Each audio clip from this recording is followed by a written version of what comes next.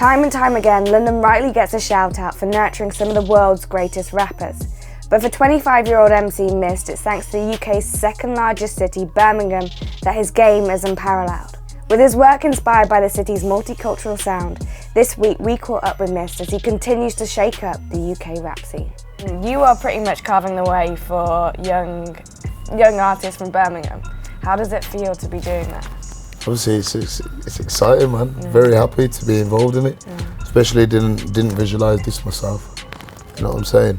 When I first started, anyway.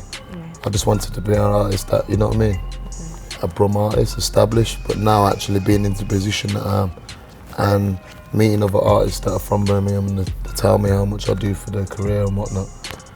It's just, I love it, man. It pushes me. It's very inspirational for me as well to make me do more.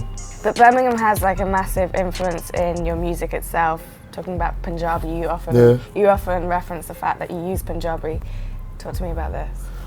Yeah, man. Growing up, grew up with very mixed friends, white friends, black friends, a lot of Asian friends. Yeah, growing up, like they used to teach us lingo and whatnot. You know what I mean? Like say this, say that. This means this, that means that. And yeah, with my music. If you still go back to when I used to do grime, let's say a few years back before I actually come back onto the scene, I was still using like Punjabi language then. So yeah, ever since I jumped on the music scene, I was actually using the Punjabi. It was only until it got to the masses, it actually started, you know what I mean, ringing a bell. Teach us some, because there's something about Carla, isn't there? And women or girls who are called Carla would DM you saying, oh, you've like talked about me in the lyrics, right? Well, Carla, it's a reference for as a black man. Apna would be an Asian man, and Agura would be a white man.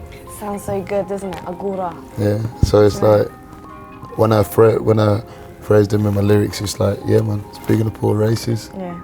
I want to talk about the fact that you went from grime to rap and the change that you made, and it's kind of like your sound is unparalleled in the industry. Yeah. How did you decide, or why did you decide to make that change? I felt like it was the time.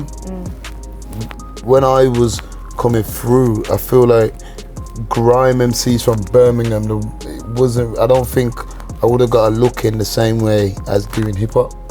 I felt like when I done hip hop, it allowed me to just get into my feelings more and tell my story more, you know what I mean? Felt like when I was doing grime, I wouldn't say I was just trying to rhyme words, but it's more of a hype, you know what I mean? Grime is more of a, from Birmingham point of view anyway, grime for me in Birmingham, it was like going to sets where all the local MCs are and you grab the mic and you try and get a wheel up.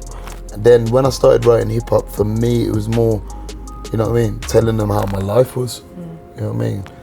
Making people know my journey through my lyrics. You know what I mean? And like in my lyrics, I always say that I've lost my parents a lot. I always go back to how growing up, living hard and whatnot. But a lot of people live this way. You know what I mean? A lot of people have lost their parents as well, and they don't know how to deal with it, and they haven't got nothing to confide in. So like I get a lot of messages from people that have lost their parents as well, saying, you got me through this time, and you know what I mean? It just drives me to keep doing it, man, and doing more, because it's the people that I'm doing it for. Yeah, because I mean, your lyrics are you open up a lot in your lyrics.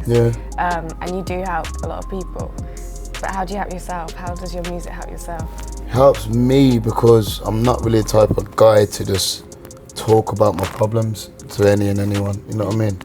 A lot of people, I don't really like to hold things in as well, so I feel like my music helps me to deal with that in the best way. You often reference like Hustling for Ralph and Nelly and Hot Like Nelly in your lyrics, but in your interviews you always talk about the progression and the next stage.